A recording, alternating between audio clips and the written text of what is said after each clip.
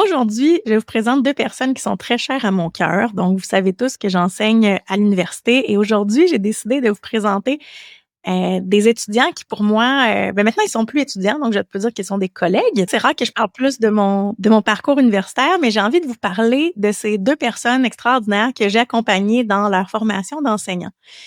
Et je pense aussi qu'elles ont de 2 particularités qui pour moi sont des points bonus extraordinaires, c'est-à-dire qu'elles peuvent servir de modèle aux gens à qui elles enseignent le français parce qu'elles sont passées toutes les 2 par ce chemin-là d'apprentissage du français et qu'elles ont décidé, toutes les 2 aussi, de faire de cet apprentissage-là et de cette identité-là qu'ils ont choisi une profession.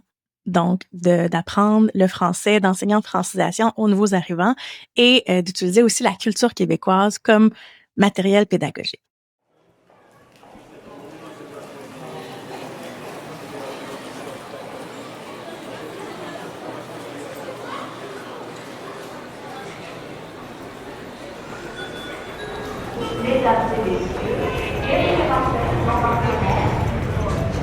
Bonjour à tous, je m'appelle Tania Lompré.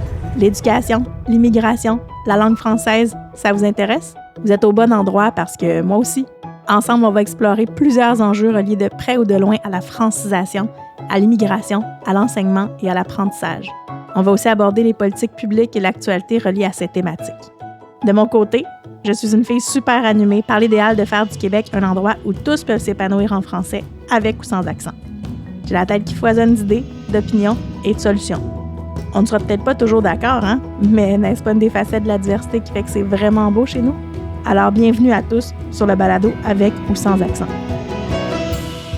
Donc aujourd'hui, je vous présente, je vais les laisser se présenter en fait, Fernando et Radostina, qui sont tous les 2 enseignants en francisation. Donc, est-ce que vous pouvez, en quelques mots, en fait, nous dire d'abord là, qui vous êtes, d'où vous venez, comment vous êtes tombé dans le français dans votre vie, comment le français est arrivé dans votre vie et pourquoi vous avez décidé de l'enseigner, comment vous êtes tombé assez amoureux de la langue et de la culture pour en faire votre profession. Bonjour, je m'appelle Fernando. Je suis d'origine péruvienne.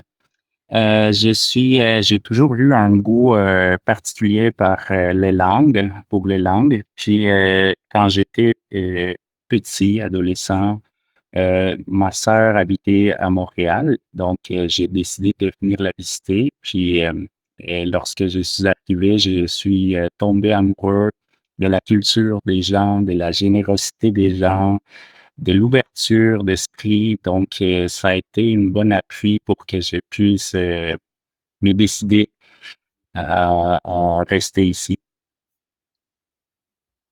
Moi, en fait, je viens de la Bulgarie et la langue maternelle et la langue officielle, la seule langue qu'on parle, c'est le bulgare. J'ai senti que j'avais une faiblesse, en fait, pour la langue française, sans expliquer d'où ça vient et comment c'est incarné en moi. Donc, comment j'ai commencé à apprendre cette belle langue, j'étais au secondaire profil biologie et chimie et je devrais devenir médecin. Et on avait une année d'accueil pour apprendre le français parce qu'il disait que c'est plus proche du latin et ça va m'aider dans ma profession future. Sauf que j'ai changé le chemin, juste en contact avec cette langue, j'ai changé tout de suite ma décision. J'ai décidé de devenir en fait une enseignante de français langue seconde, mais une enseignante bienveillante et authentique parce que, il faut le dire, j'ai grandi dans un régime politique communisme et je n'appréciais pas vraiment l'approche d'enseignement. Et moi, j'ai décidé à cette époque-là que je vais changer le monde en restant moi-même. Seulement ça. Voilà.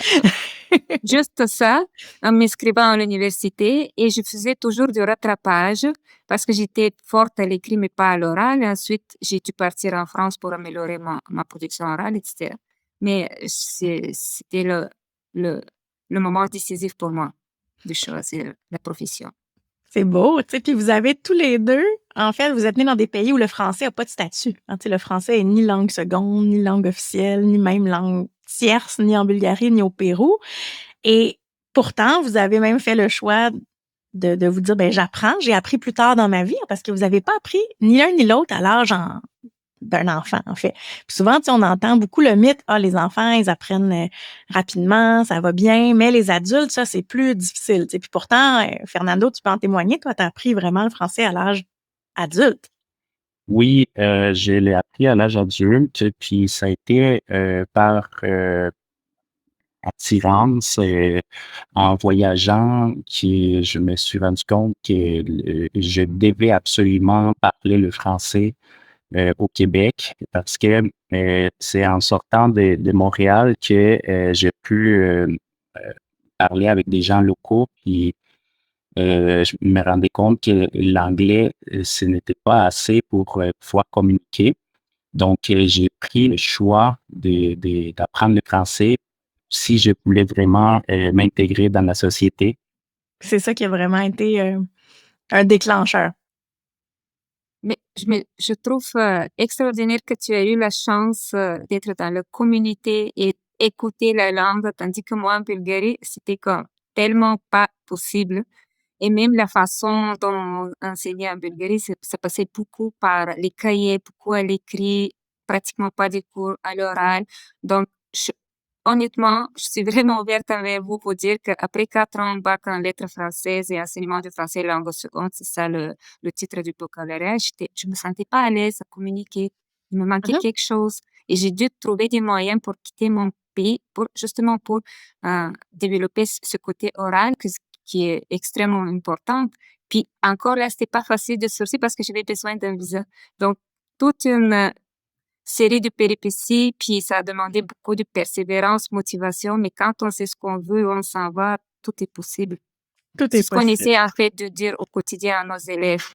C'est ça, puis d'avoir un rôle de modèle hein, quand on enseigne à des nouveaux arrivants en francisation et que l'enseignant est québécois ou francophone natif, tu sais, on part avec, par exemple, une espèce de préjugé positif, hein, mais dans le fond, quand on a appris le français, même plus tard dans notre vie, on développe des trucs ou des connaissances de la langue qui font en sorte qu'on voit ou qu'on sait où les apprenants, par exemple, vont rencontrer certaines difficultés, puis on peut justement adapter peut-être nos méthodes pédagogiques ou nos méthodes d'enseignement parce que nous, on a vécu l'expérience. Puis, selon vous, en quoi le fait de ne pas être francophone est un atout, justement? Est-ce qu'il y a des choses que vous pourriez nous raconter où vous vous êtes rendu compte, justement, que être passé par ce processus-là, ça vous a vraiment aidé dans votre enseignement?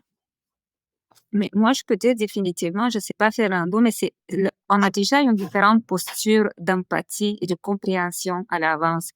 Moi, à l'avance, on anticipe les questionnements des gens et la façon dont ils se sentent dès qu'ils intègrent une classe de francisation. Je trouve que ça aide beaucoup à tisser les liens raccourcis parce qu'on sait que la francisation, c'est un programme qui est assez rapide, exigeant et justement, créer des liens positifs avec les élèves et de confiance, ça se fait très facilement en ayant la même posture et le même vécu. Tu sais, en ayant le même genre de parcours de vie, tu sais, aussi, là, de dire que, ben, moi non plus, j'ai pas appris le français quand j'étais petit, mais je suis capable d'avoir un excellent niveau qui me permet maintenant de vivre ma vie avec le français puis de devenir même enseignante. Tu sais, Fernando, de ton côté, euh, est-ce que tu rencontres des situations parfois où tu te dis, hey, tu sais, le fait d'avoir été un apprenant moi-même, ça me permet de modifier mon enseignement ou de réfléchir à certaines Ah approches? oui, tout à fait. Je sais, je l'ai appris moi-même, donc je sais comment l'enseigner, puis dans quelle partie il y a des difficultés pour les élèves, puis j'essaie de me mettre à leur place, puis j'essaie de faire une rétrospection. Et quand j'étais étudiant, quand j'étais apprenant de français, puis j'essaie de m'adapter à leur façon de penser, parfois par l'approche plurilingue ou parfois par les ludiques, parce que je me souviens que quand j'apprenais le français, c'était beaucoup par les jeux que j'apprenais de façon détendue. Puis j'ai l'impression qu'on oublie souvent que les jeux est très important pour l'apprentissage. Surtout pour les adultes qui sont souvent parfois stressés pour apprendre par l'apprentissage.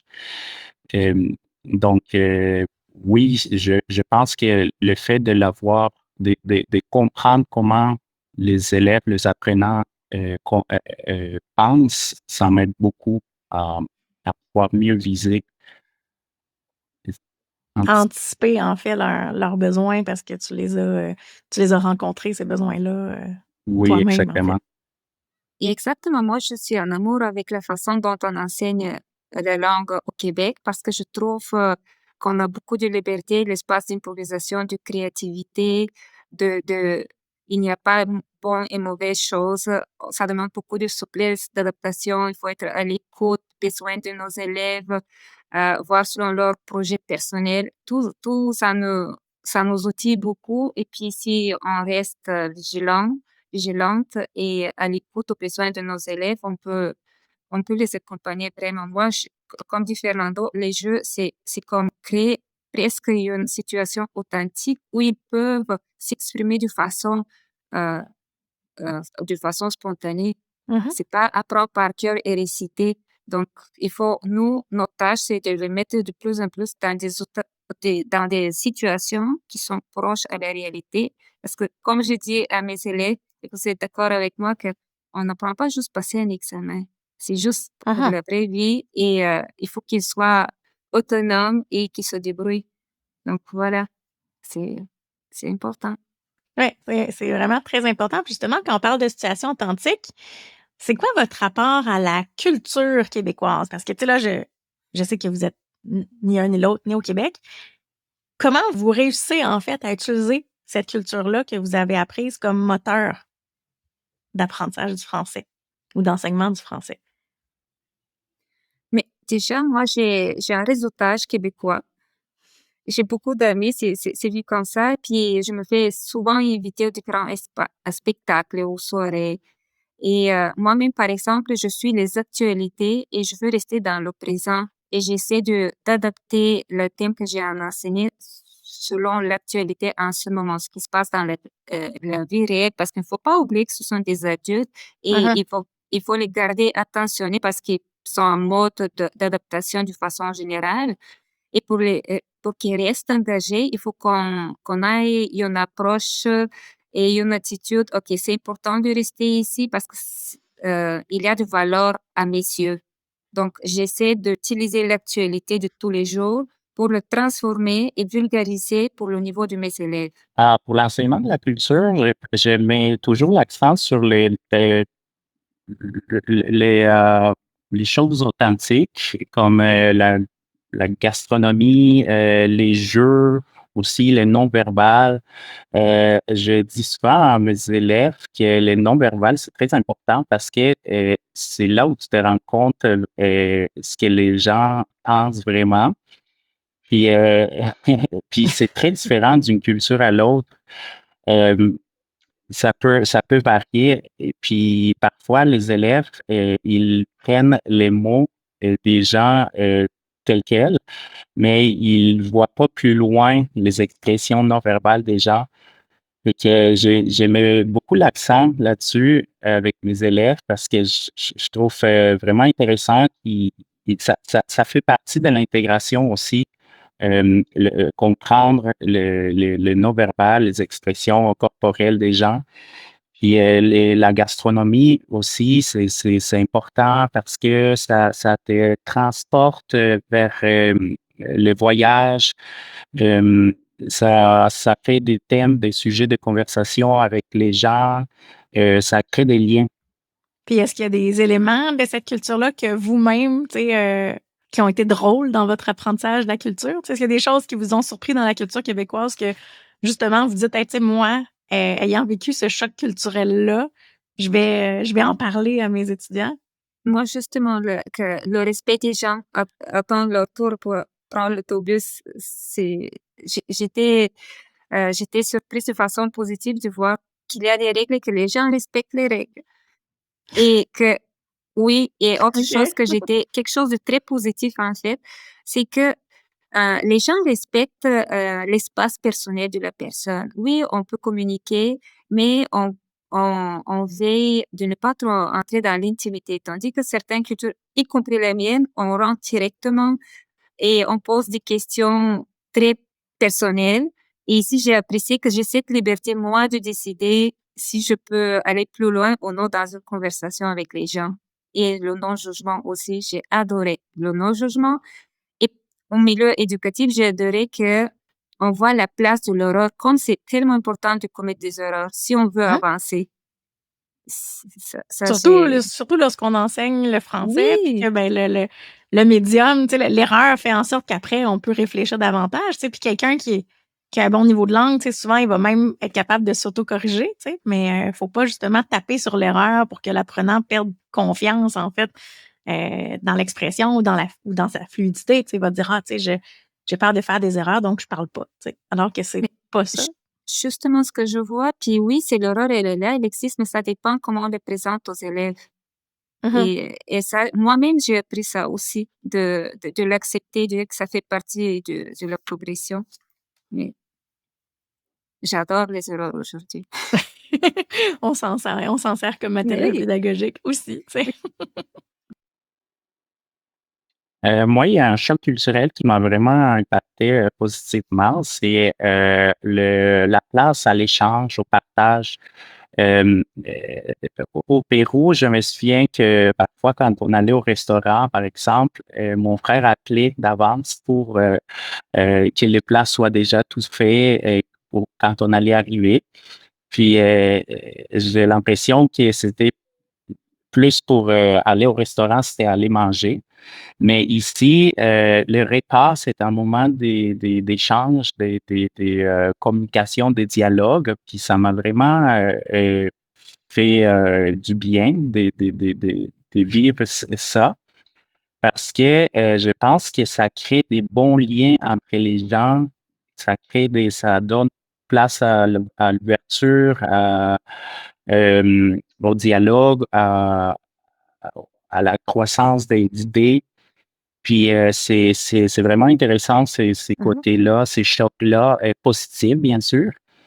Donc ça,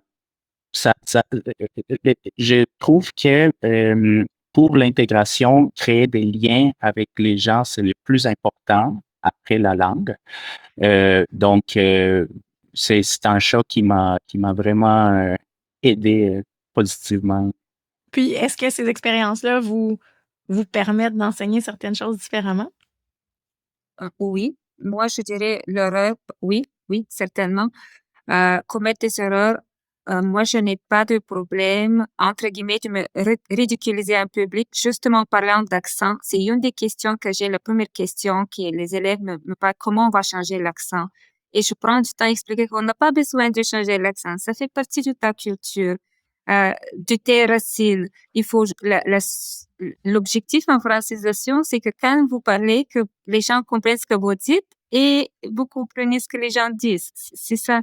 Donc, moi-même, ayant un accent, j'aime beaucoup faire des blagues euh, sur ça. Puis, j'ai fait vraiment un long chemin avant de l'accepter aussi, que c'est partie de moi. Et je veux que les élèves arrêtent de stresser. On n'a pas le contrôle sur l'accent et que c'est positif, en fait. Ouais, tu sais, puis qu'il y a beaucoup de choses qu'on va voir comme ça, tu sais. Puis, pour vous, tu sais, j'aimerais savoir, puis là, est-ce que vous avez déjà rencontré des préjugés ou des obstacles? Tu sais, par exemple, les apprenants, lorsqu'ils voient, ah, c'est pas une personne francophone, est-ce que vous trouvez, en fait, qu'ils ont des stéréotypes négatifs ou positifs? Comment ça se passe, en fait?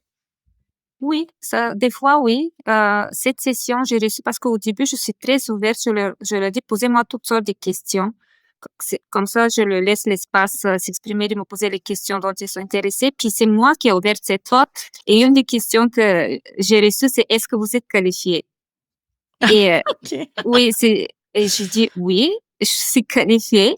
Mais des fois, les gens pensent que avec l'accent, ça veut dire que, parce qu'ils mettent beaucoup d'importance à l'accent, mais il faut expliquer que prononciation, fluidité, intonation, c'est différent de l'accent.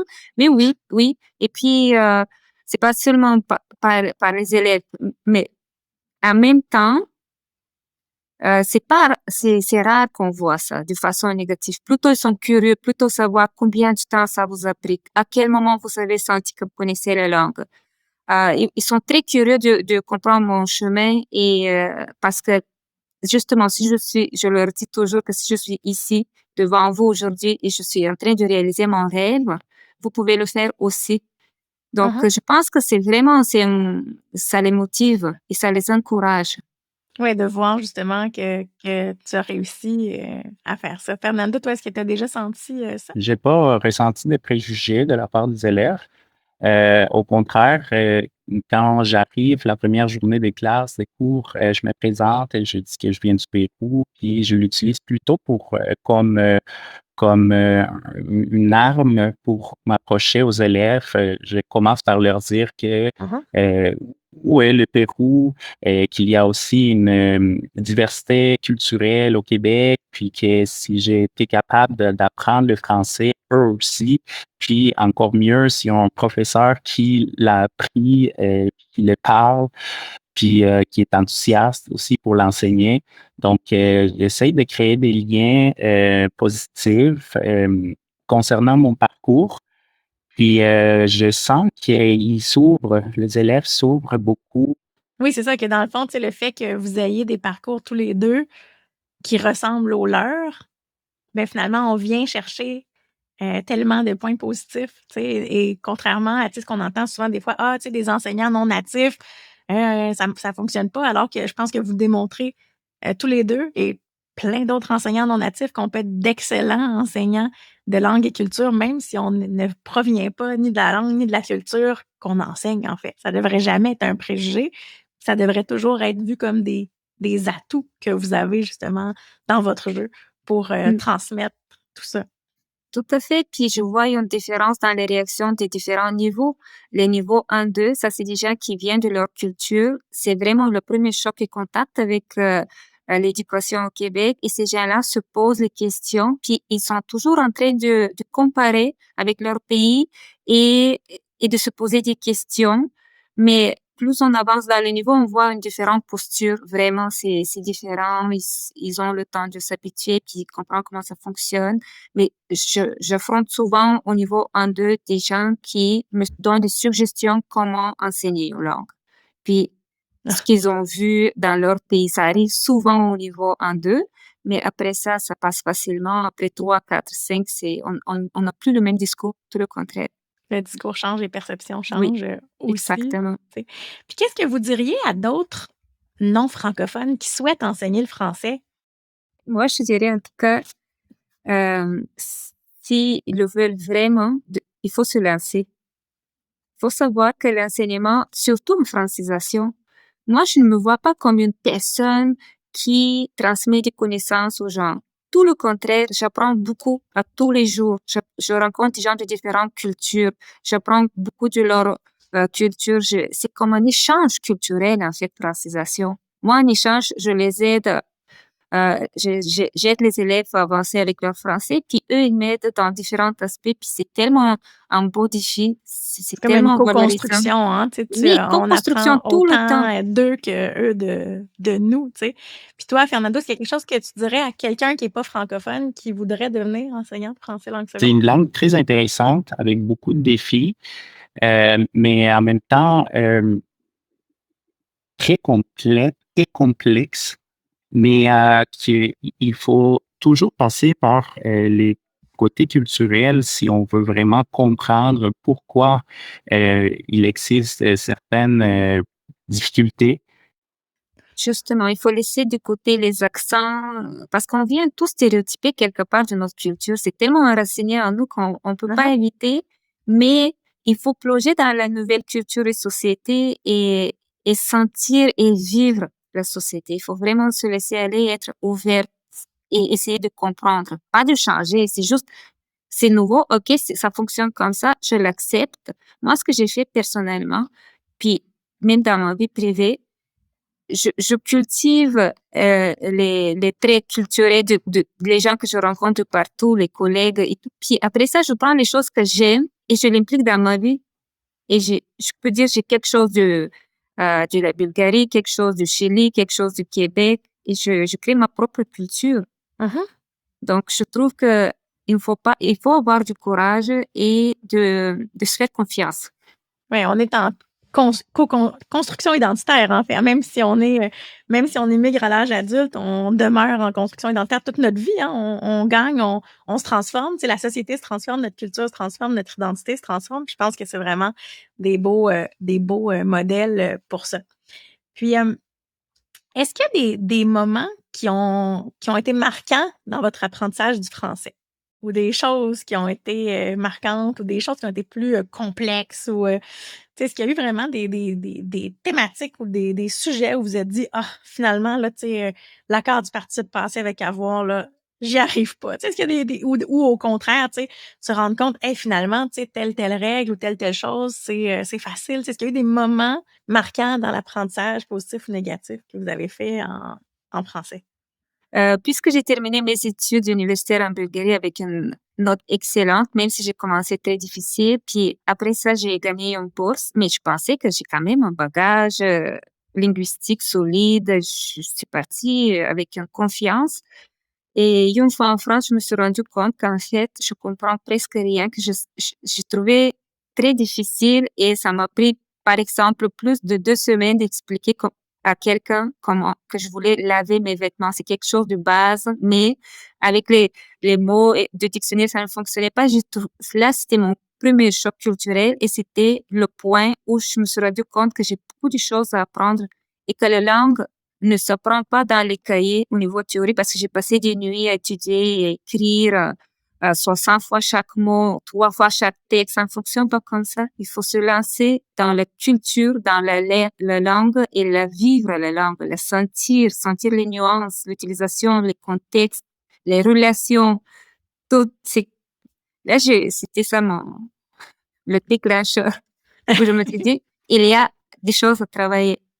Même si c'est ça, parce que, tu sais, on peut apprendre pendant des mois quelque chose, mais quand on arrive sur le terrain ou, tu sais, dans un pays où on parle la langue, ben là, on se rend compte que l'apprentissage qu'on a fait est peut-être décontextualisé ou peut-être trop grammatical ou peut-être trop, tu sais, avant, on disait la grammaire traduction, là, tu sais, vraiment faire, tu sais, des approches reliées au texte, mais dans le fond, on apprend une langue quand on l'utilise dans l'usage concret du quotidien aussi. Hein. Je pense que c'est ça qu'il faut qu'on fasse comprendre aussi.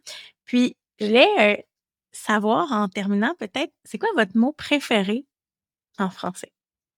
J'aime le Québec, ça serait une phrase plutôt. Ce serait franche. OK. Et toi, Radostina, ce Mais serait oui, quoi? c'est plutôt une expression, quelque chose qui aussi, ça faisait partie de mon choc culturel, ça ne sera pas long. C'est le fun, ça ne sera pas long. Ça, c'est que, Ce sera pas long. oui, oui. Et puis, un jour à la fois. J'ai appris ce concept ici, puis j'aime beaucoup. Un jour à la fois. Ce que je voulais vraiment démontrer aujourd'hui, tu sais, c'est que c'est possible non seulement, tu sais, d'apprendre une langue à l'âge adulte, mais c'est aussi possible d'apprendre une langue, de l'aimer, de l'adopter, puis de l'enseigner à ceux qui décident finalement de s'installer au Québec. Puis ça, je pense que pour ça, vous avez des parcours extraordinaires, puis qu'il faut valoriser ces parcours-là, puis faire en sorte que justement, on, on additionne, on multiplie les types de parcours comme les vôtres, là, où on tombe amoureux d'une langue et d'une culture et qu'on a envie de devenir nous-mêmes des repères culturels et des repères linguistiques pour les nouveaux arrivants. Je trouve ça très, très beau. J'avais envie de mettre ça en lumière aujourd'hui. Merci, Tania. Puis oui, des fois, dans les niveaux plus avancés, je vois les élèves sont vraiment passionnés par les expressions québécoises. Et puis, des fois, je vois une surutilisation, mais il faut doser quand même parce que ça ne sortira jamais de ma bouche comme de la tienne ou une vraie personne qui est née ici. Donc, moi, je choisis les expressions avec lesquelles je me sens à l'aise et je comprends vraiment le sens. Parce que il y a des expressions que de les entendre de la bouche d'une personne immigrante, ça fait réagir, mais surtout de la région. Comme quoi, par exemple? Ça fait longtemps, un de mes élèves, il est venu, je pense que de sortir avec une liste des expressions, il voulait juste les pratiquer tout au long et trouver des occasions pour les intégrer. Puis il était mignon, j'ai apprécié, mais à la fin, je me suis dit, mais je veux devenir un vrai Québécois. Et oui, mais moi, je suis pour. Mais il ne faut pas oublier la première langue. Et je suis d'accord avec Françoise Armand qu'on doit utiliser le bagage langagier Ah et ah, tout à culturel fait. qu'on a, et puis juste, comme tu dis, du coup, construire et élargir ses connaissances. Mais on peut pas effacer et devenir. C'est ça que j'essaie de leur expliquer. Comme si je veux pas, OK, ça c'est ma langue maternelle, là j'oublie et je recommence une nouvelle langue. Mais on peut jamais oublier, hein, la langue maternelle, c'est un outil Ah, d'apprentissage extraordinaire, tu sais, puis plus on maîtrise notre langue première, plus on va faire des gains dans une langue seconde, puis on peut pas effacer une partie de nous. Tu sais, la langue maternelle, la langue première, c'est la langue qu'on a dans notre cœur, puis il faut la garder aussi, hein, tu sais, ça fait partie de notre identité. Puis quand on arrive au Québec, on n'est pas une page blanche, tu sais, on a une identité avant, puis on doit continuer à écrire les futures pages. Je voudrais juste m'adresser aux apprenants du français, aux nouveaux arrivants, puis leur dire de faire preuve de résilience, que le français, c'est pas une langue facile, mais très intéressante et très complète, et une langue très belle aussi. Ils vont y arriver, ils vont parler français, mais il faut pas lâcher, il faut continuer, puis s'ils veulent vraiment s'intégrer, ils vont pouvoir parler français. Puis on est tous capables. On est tous capables d'apprendre une deuxième langue, une troisième langue, surtout quand on habite dans une nation, dans une culture aussi ouverte et généreuse comme le Québec. Ils vont pouvoir y arriver. C'est beau. Mais j'aime beaucoup ça. mais oui, ils ont de la chance. C'est parce que ils ont le temps de s'habituer puis apprendre la langue. C'est vraiment un privilège qu'ils ont tous les immigrants ici, je trouve. On n'a pas un système d'accueil aussi bon dans tous les pays du monde. Faut être fier d'avoir quand même de bons programmes de francisation au Québec, puis de donner des outils aux gens qui s'installent ici. Je pense que c'est une chance qu'on a, puis un partage culturel extraordinaire qu'on offre aux gens qui s'installent ici. Puis pour nous, c'est un privilège de participer. C'est vraiment un privilège de savoir que tu changes la vie des gens au quotidien, puis et que tu les accompagnes, que ton travail il a du sens. C'est tellement motivant. Merci beaucoup. En tout cas, je pense que vos témoignages et votre parcours de vie et professionnel sont vraiment des atouts pour les nouveaux arrivants qui s'installent ici et qui ont la chance d'être dans vos classes.